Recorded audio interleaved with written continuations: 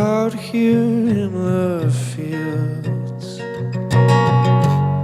I fought for my muse. I put my back into my living.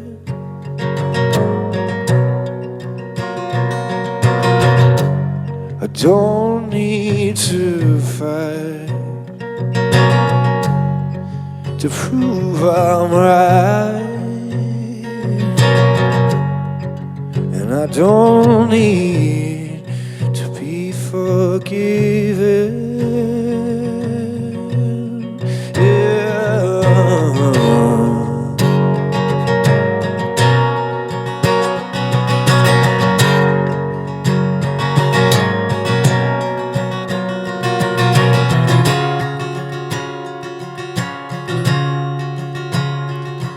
Don't cry, don't raise your eyes. It's only teenage wasteland.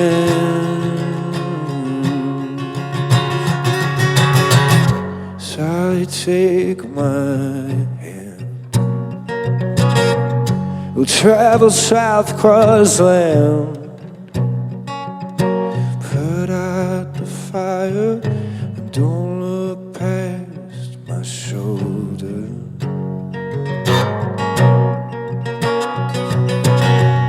The exodus is here.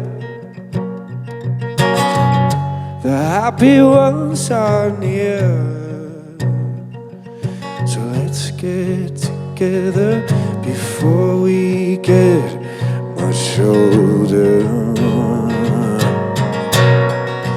Teenage wasteland.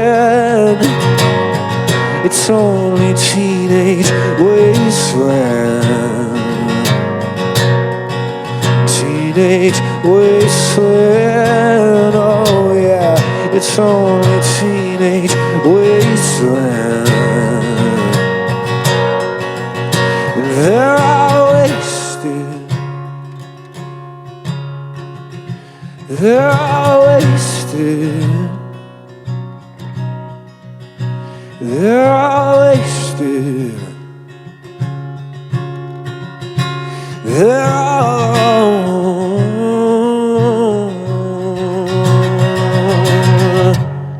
out here in the fields. I fought for my meals.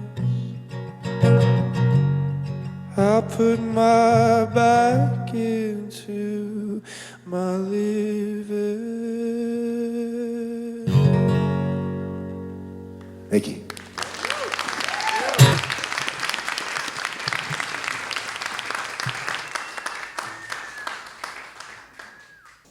Our guest today is Joe P. with the new album out, Garden State Vampire, on Atlantic. And Joe, you actually identify as a vampire. This is you. This is me. Yes, it is. It is very autobiographical. This one, yeah. I just briefly want to go back to, the very beginnings. You picked up a guitar for the first time about 6? Something like that? Around 6 years old. Yeah. And my understanding is that you really didn't draw much of a distinction between the guitar and like Hot Wheels. That's it. That's the best part about starting anything when you're little. You don't know the awful parts of life yet. So you're like, this is great. I'll just sit here and play guitar forever. And I just thought it was a toy. And I just thought, okay, I play with Hot Wheels. I play with whatever Legos. And then there's this guitar. I didn't realize I was working on a craft, you know what I mean? I just didn't know that.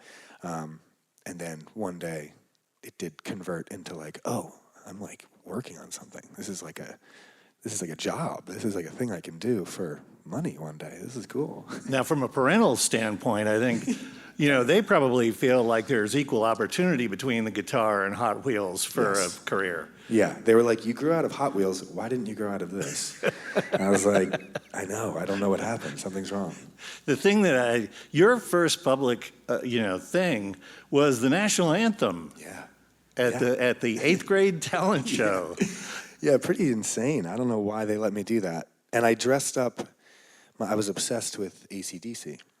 So I dressed up like Angus Young in this and it was not a Catholic school. So I dressed up in this schoolboy outfit with a hat and this. It was so silly. And there's this terrible video of me walking out, the curtains open. I trip over the curtains. And I play the national anthem the best I can. And So is this available on YouTube? No, thank God. No, it's not. And I even if it was, I wouldn't tell you. I would pay. I would pay. Yeah. So do you still know how to play the national anthem? Could you do that on? I doubt it. I don't think so. That's a really good answer to me, Yeah. because there's a guitar. I about a know. foot I away. thought about it. You I know. handled that really Yeah, well. That's right. That's really good. You know, the title of Garden State Vampires pulled from a song on the album called Guildhall. But, you know, when you talk about being a vampire, it's really not just about you, it's also about the way the album was made. Yeah, very much so. So I made it in a basement in New Jersey. And it's interesting when you work in a basement because there's something about lack of sunlight. Because there's just all I have are those little tiny windows, that aren't real. They're not letting in any sunlight, airflow. Sometimes I open them and pretend I'm getting airflow. It doesn't actually do anything. But I was doing that, and I was working in the middle of the night because that's when the water heater doesn't make any noise. Nothing, none of the central air stuff. Nothing's going off. The neighborhood's quiet, So I was working until 6 in the morning, going to bed, waking up at 2 or whatever, and repeating that. So it was lack of sunlight, lack of normal sleep, and lack of communication with society. Well, and you couldn't even get your dog Bowie to come down for the early part of the sessions. No, yeah, he's the best. But yeah, even he would look at me like, man, we got to go to sleep. The sun's coming up. I got to go for a walk. And I was like, okay. So yeah. Yeah. But when you got down there, you were pretty driven to the point where things like time kind of ceased to exist. Yeah, it was.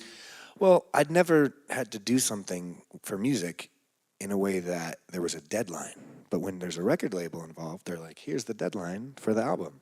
And I was like, oh, this is the whole reason I play music, is I hated all the parts of life that people tell you when you have to get something done by.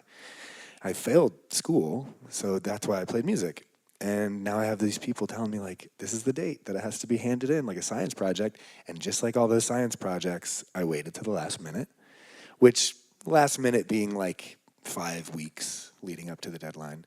So that whole 5 weeks, I was just on that crazy sleep schedule and flipped upside down and in a basement. And it's weird. I don't recommend it at all. It's so funny today, you're performing for a solo acoustic and so it's this, beautiful, quiet thing. And now we've painted this picture of you alone in your basement. Your dog won't even hang out with you. But in a live setting with a band, you make noise. Yeah, it's a lot. It's a lot different. But I like that. I don't think... I try to always, I've been trying to figure out ways to get things closer together, but I'm kind of just okay with the fact that this version of the songs is folky and quiet, and you can hear every lyric and whatever. And then the full band thing is crazy. It's just full blast, and I'm falling down, I'm sweating, I'm screaming. But that's kind of it. That's the part of music that I love more than anything is playing loud music in a garage. That's how you start. That's how you really fall in love with it, is playing shows and the talent show. That was where I discovered I hate this feeling of a bunch of people looking at me, but I think I like it too. It's this weird, awful, toxic thing that is so fun. But with a band, you're not alone. You're up there and it's you guys against the world, and it's really fun. And there's something about that I just love it so much. Yeah. Our guest today on the Bridge, Joe P., Garden State Vampire, the album.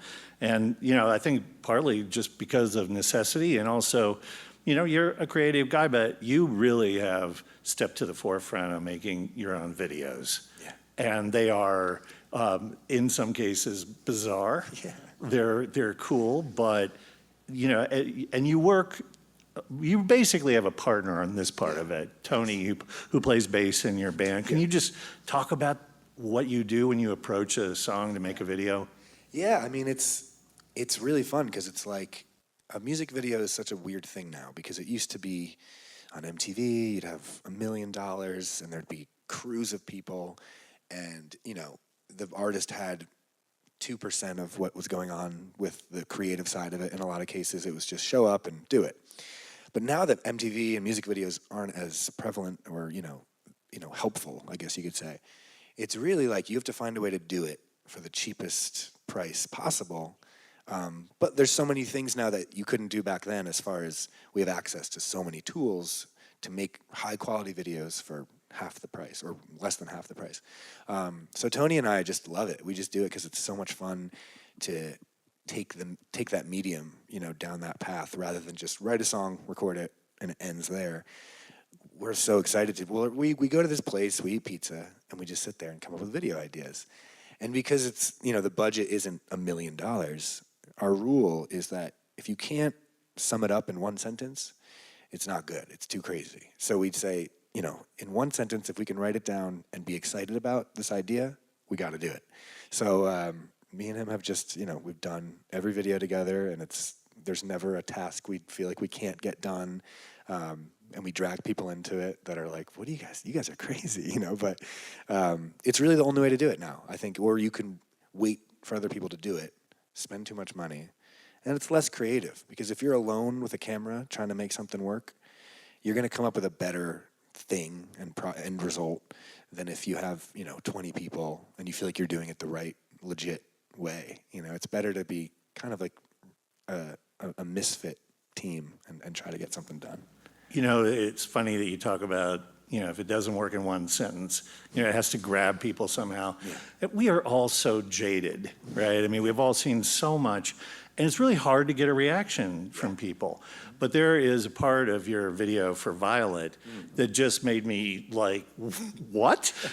And, you know, you're standing there facing the camera doing the video thing, but there's a rope tied to your leg. Yeah. The other end of the rope is tied to the bumper of a car that is driving away. Yeah.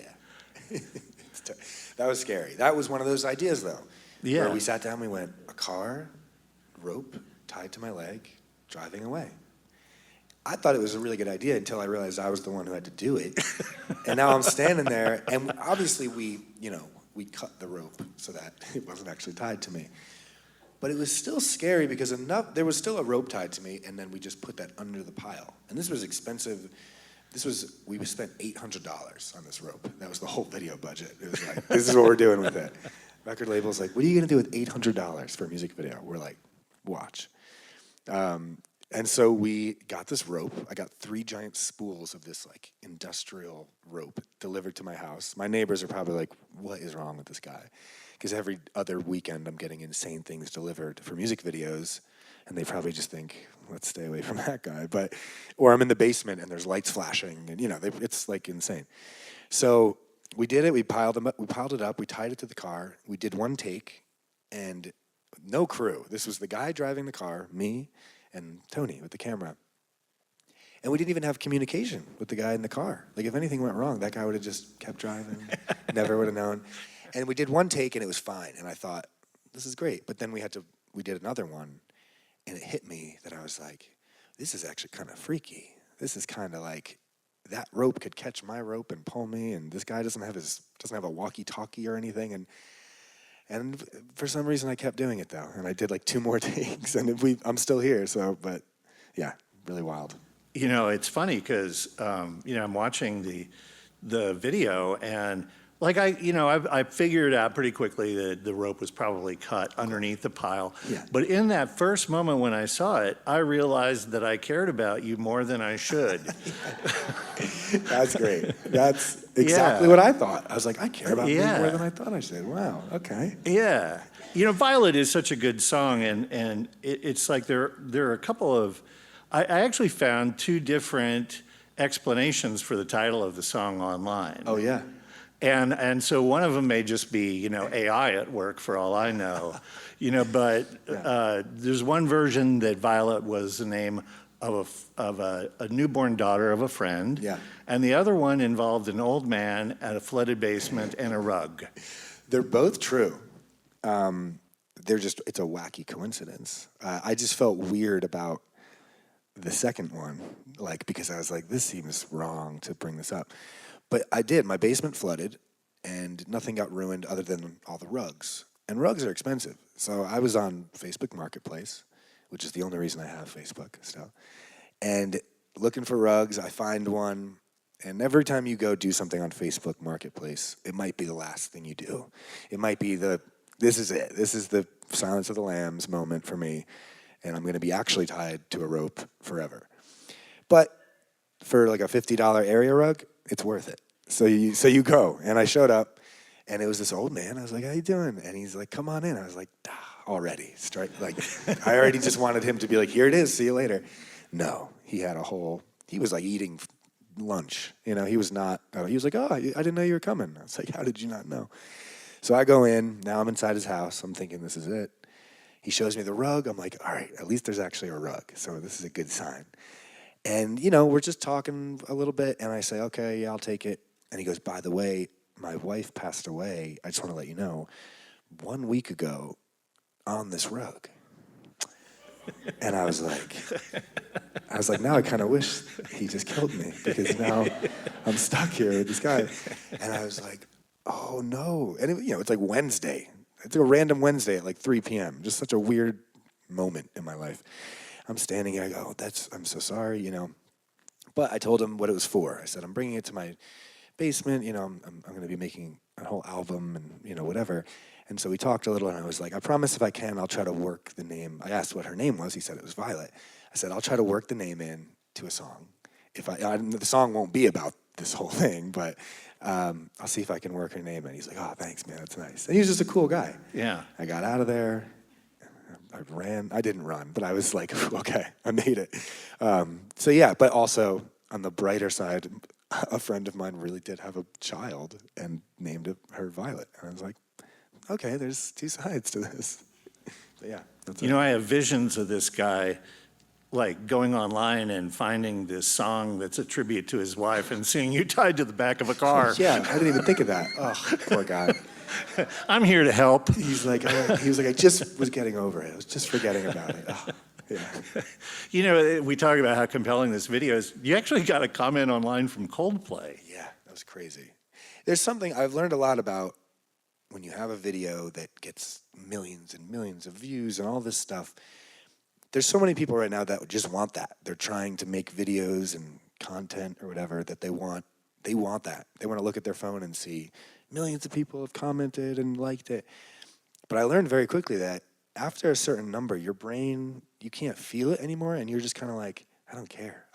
You really realize why you play music and do this. It's like, I don't want any of that stuff. It feels good for a second. But then Coldplay commented, and even that, I was at that point of I don't care about this. And then I just see Coldplay on my phone, and I'm like, what? Like, what is going on? And I forget what he said. It was something like, oh, I didn't need any more anxiety in my life, whatever. And it's just wild, because you're like, this little town in New Jersey that we did this with 3 guys and a gremlin, we made it this crazy little video, and Coldplay sees it. So there's something amazing about social media for that, because the fact that you can reach someone up there by doing something for $800 is cool. You couldn't do that, 20, 30 years ago. But I don't know how much it means. You still have to keep making good songs and actually do something. But yeah, it's cool. Okay.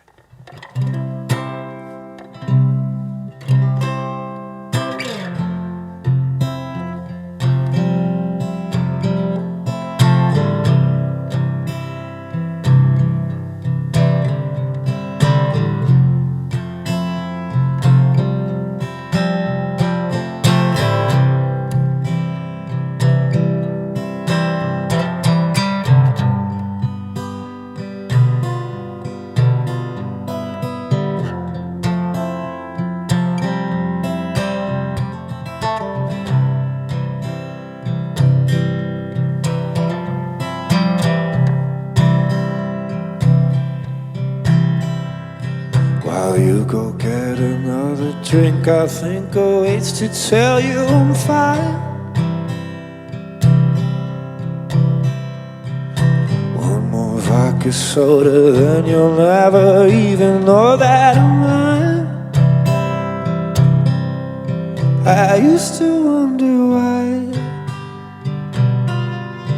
you never said goodbye, but now you're off my mind.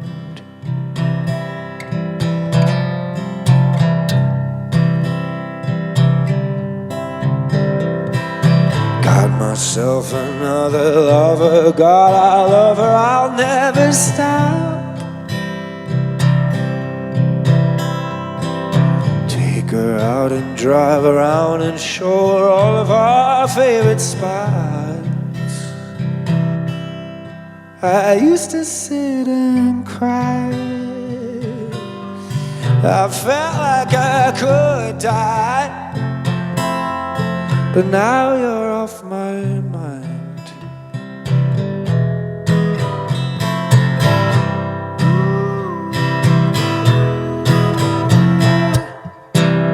And we'll be better by the summer. You'll come out from underneath your coat. I'll be making toast in the tub with all my ducks in a row, wearing all of my clothes. But I still put my hand around the headrest in my underport. No one's there to hold on to the wheel while I let go anymore. You're every car that passes by, every blonde hair in the corner of my eye. But now you're off my mind, I can't believe what they're saying. You don't live in Jersey anymore. You went to fight off your genetics, and you heard the West Coast had the cure. Now you watch the kids grow up while you're just getting old. You used to be so sure, and now you never know. But it's okay, yeah, it's alright, 'cause I'm too far from you to fall in love tonight.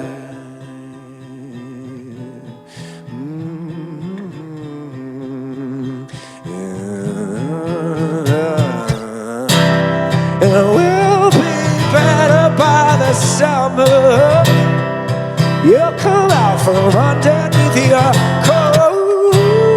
I'll be making toast in the tub with all my ducks in a row, wearing all of my clothes.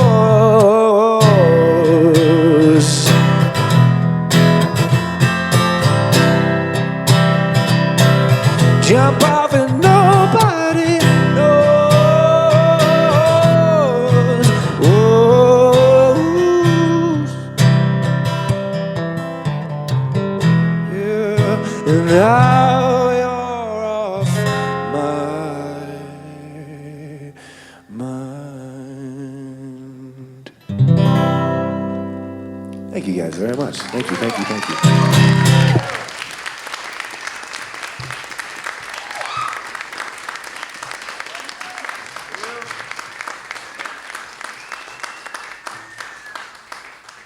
Our guest today is Joe P. The new album is Garden State Vampire. You mentioned that mad rush to finish the album. You had like 4 weeks. Yeah. Did you benefit from the deadline? Yeah, I did. It was great. Well, I did. No one else in my life did, because I turned into a monster and just locked myself away. But yeah, I really liked being kind of forced and, kind of like, here we go. You have to get this done. Because in music and songwriting, when you're making stuff, it's very easy. The biggest kind of downfall of any artist is the moment that you have time to think about it and time to overanalyze and whatever. Like right now we're having a conversation and we can't go back. It's just in real time. And because of that, it just feels natural. It flows. But with music, you can stop. I can listen to the bass that I just recorded and go, oh, let me change that one note. Or I can listen to my vocal and go, let me try to sing that again. I can do better. And you can kind of kill things that way because you take out all that lively kind of, things that happen in the moment and overanalyze it. So with a deadline, I was like, I just got to go. And because of that, I felt like everything that's there is what had to be there. It's what came out kind of first, and there isn't a ton of editing. It just feels like, I can feel good about it because I don't have to wonder, did I overdo it? Did I overanalyze it? I just know that that's it. A lot of the work on the album in those 4 weeks wasn't just music, it was lyrics too. Yeah. And I feel like, from what I've read, that you really sort of got into like a flow with writing lyrics, and that a lot of it was cathartic for you. Yes. Yeah, it was because I was up against the wall.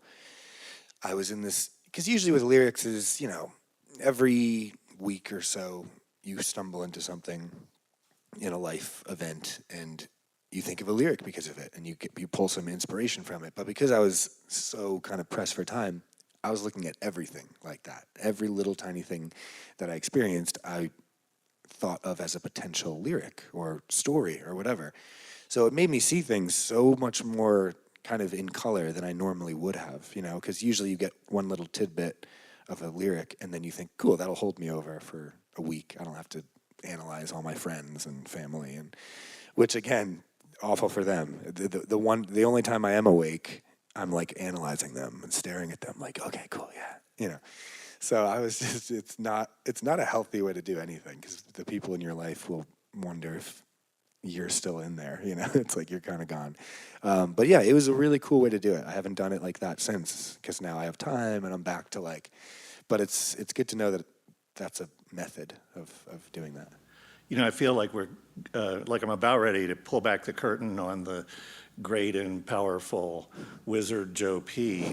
But when you're in that basement, you're not fooling around. You're writing, you're producing, you're recording. Mm-hmm. Now, you have worked in the past at like the Atlantic Studio in Manhattan. And so it's not completely done in your basement, right. But it really is a lot of you that's doing this. So what are the instruments that you play? Did you send any of it? Did you have other people contribute? Yeah.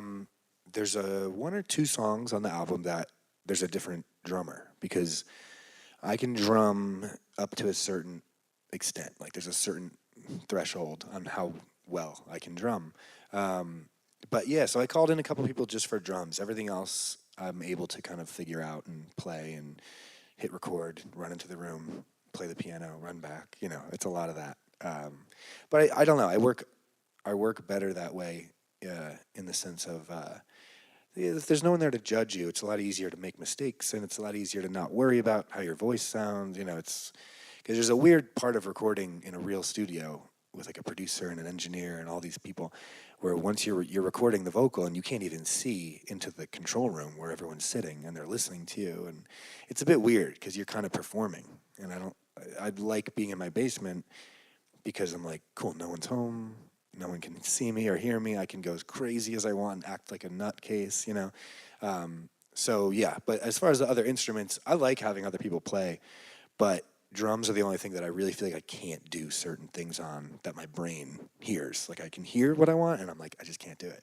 But everything else I think I can figure out. Yeah. I think one of the things that I'm really fascinated about is when you put on the producer hat, because you've written these songs, but you don't necessarily trust that your first instinct on how to approach that song is the best approach.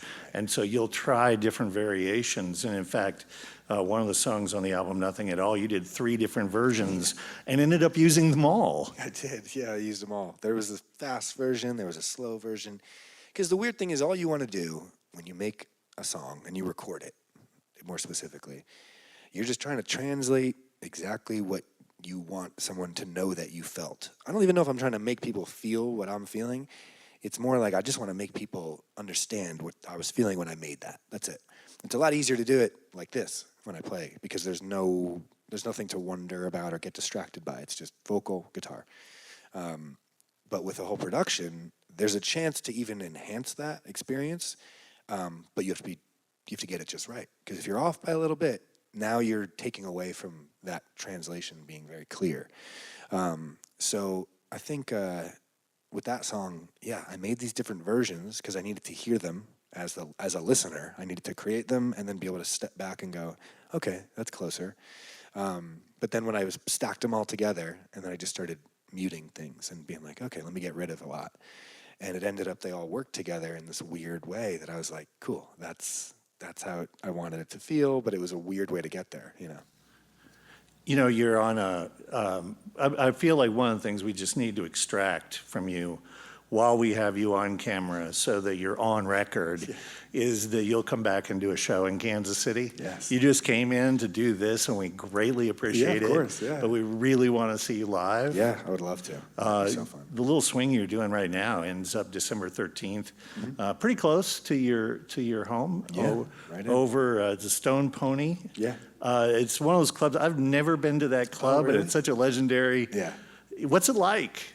It's like it hasn't changed since the day it opened. I'm pretty sure it's like shag carpet walls. Like it's great. It's awesome. It's one of those places that it's always survived because Asbury Park wasn't always this great cool town that everyone thinks of it as now. Now it's like the place to be. It's getting super gentrified. There's nice restaurants everywhere. You know, it's become this whole thing. There's condos and everything every other weekend going up, but. It didn't used to be like that. If you watch the movie The Wrestler, you ever seen that? No. With Mickey Rourke. Great movie, and they filmed a lot there, and it's crazy to see it because it's just kind of a wasteland. Everything's boarded up. And then Hurricane Sandy was a whole issue there that kind of knocked it down. So it's gone through these weird waves of being a great place that people want to visit and then being this place that no one wants to visit. And right now it's at its peak of like, this is the place to be. But the Stone Pony's just always been there since, I guess, the 70s. And it hasn't changed. Like, they didn't update it. They didn't do anything. So you just go through this town, and it's like all these new buildings, and then there's just this one place with a giant pony. And it's legendary. There's been amazing. I mean, Bruce has played there, you know, ever since he started. So it's got that kind of energy to it. And it's cool. It's right on the beach, too. There's something about being that close to the ocean that does something, I think. You know, it just keeps some kind of magic alive. Yeah, it's cool. Well, we're just so excited to have had a chance to visit with you today. Yeah. Joe P., really special album, Garden State Vampire, out now on Atlantic, and we look forward to you fulfilling your promise of coming back and playing live in Kansas City. Cannot wait for that. Yeah, thank you. Thank you so much. Joe P. on the Bridge. Thank you. Cool, thanks.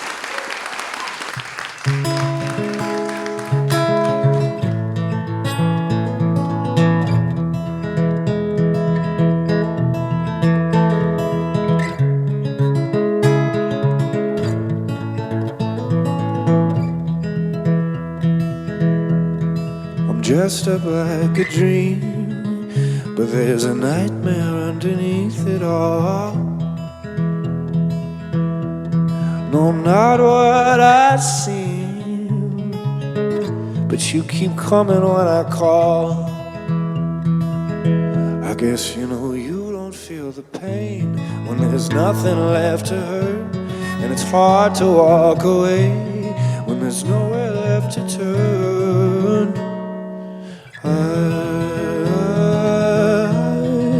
don't wanna love you,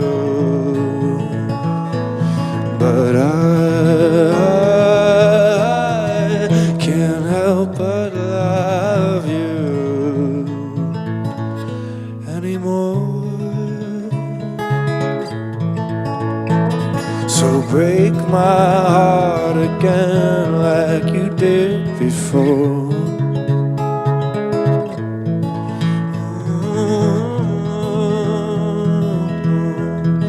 And I must be the madman. Everybody always says I am, 'cause I talk to a sad man that no one else can see. He says, you know, you won't feel the pain when there's nothing left to hurt, and it's hard to drive away when the bridge already burned. I don't wanna love you, but I can't help but love you anymore.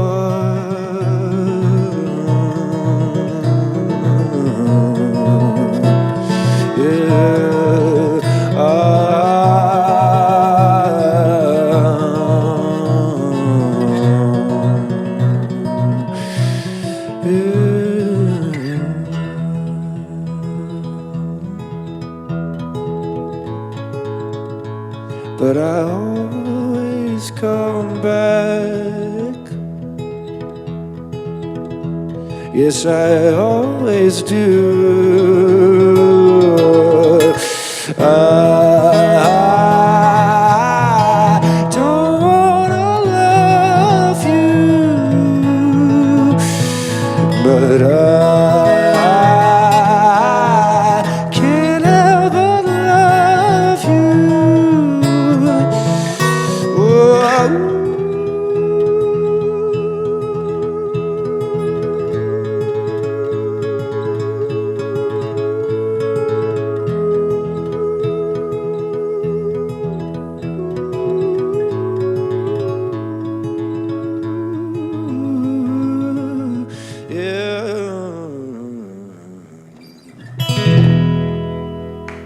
Thank you.